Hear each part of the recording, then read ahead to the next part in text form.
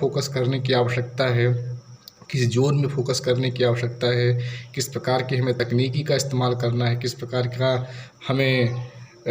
Team के साथ एक कोऑर्डिनेट करके काम करना है। तो इन तमाम सारी चीज़ों के बारे में हमें एक मीटिंग में डिस्कशन करना है और प्रत्येक कर्मचारियों को एक टास्क दिया जाना चाहिए। तो एक मैनेजर के रूप में हमें सभी कर्मचारियों को एक डेली का टास्क देंगे कि आपको इस टास्क को करना है, आपको इन क्षेत्रों पे जाना है, विज़िट करना है। तो इन तमाम सारी चीज़ों के बारे में हम मीटिंग में डिस्कशन करेंगे। दूसरी चीज़ जो हमें लगता है काफ़ी इम्पोर्टेंट होती है कि हमारा कम्युनिकेशन स्किल्स बहुत ही अच्छा होना चाहिए, तभी हम ज़्यादा से ज़्यादा सेल्स कर पाएंगे। तो हमें अपने कर्मचारियों के बीच में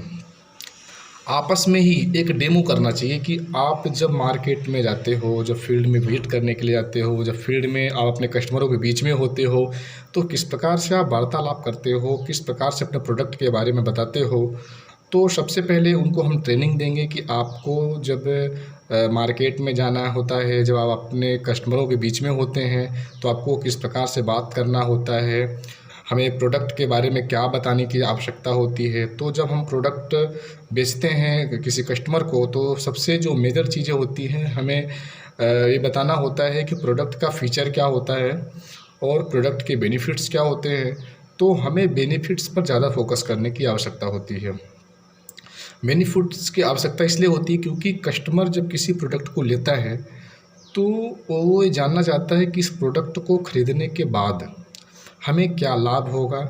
हमारे दैनिक जीवन में क्या बदलाव आएगा अगर मैं इसका पूरी तरीके से इस्तेमाल करता हूँ तो प्रोडक्ट का जो फ़ीचर्स होता है वो प्रोडक्ट के अंदर होता है, लेकिन बेनिफिट्स कस्टमर जो उसका यूज़र होता है उसके जीवन में होता है। तो हमें सेल्स करते समय इन चीज़ों का ख़ास ध्यान रखना होता है कि हमें प्रोडक्ट का फ़ीचर्स तो बताना ही होता है, लेकिन हमें जो फोकस करने की आवश्यकता है, हमें ज़्यादा से ज़्यादा फोकस करना है प्रोडक्ट के बेनिफिट्स पर। और हमें जितने भी कर्मचारी होते हैं उनमें एक अच्छा मनोबल बढ़ा रहे, इसके लिए हमें उनको इंसेंटिव भी देना होता है कि अगर आप पे इतना आपको जो टास्क जो अलॉट किया जा रहा है, अगर आपने इसको सही टाइम पर सही अवधि पर कंप्लीट कर दिया तो आपको इतने % का